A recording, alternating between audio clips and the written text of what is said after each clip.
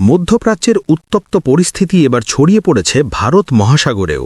হঠাৎ করেই যুক্তরাষ্ট্রের একটি শক্তিশালী ডেস্ট্রয়ার যুদ্ধজাহাজকে লক্ষ্য করে মিসাইল হামলার দাবি করেছে ইরানের সর্বোচ্চ প্রতিরক্ষা বাহিনী IRGC। ইরানের দাবি অনুযায়ী তাদের উপকূল থেকে প্রায় ৬০০ কিলোমিটার দূরে অবস্থান করছিল মার্কিন যুদ্ধজাহাজটি। ঠিক সেই সময় জ্বালানি নেওয়ার প্রস্তুতি চলছিল জাহাজটিতে।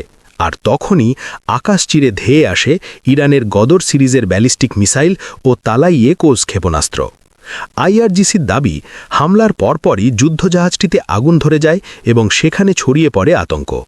শুধু সমুদ্রেই নয়, আকাশপথেও তো যুক্তরাষ্ট্রকে চাপে ফেলতে শুরু করেছে ইরান।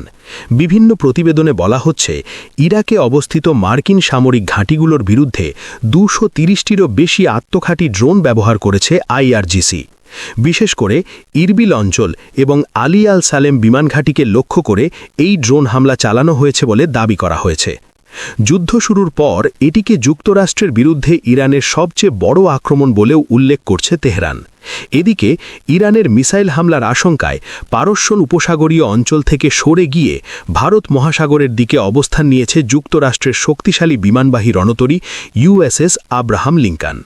ফলে প্রশ্ন এখন একটাই, মধ্যপ্রাচ্যের এই উত্তেজনা কি আরও বড় সংঘাতে রূপ নিতে যাচ্ছে, নাকি সামনে আসছে আরও ভয়ঙ্কর সামরিক প্রতিশোধ?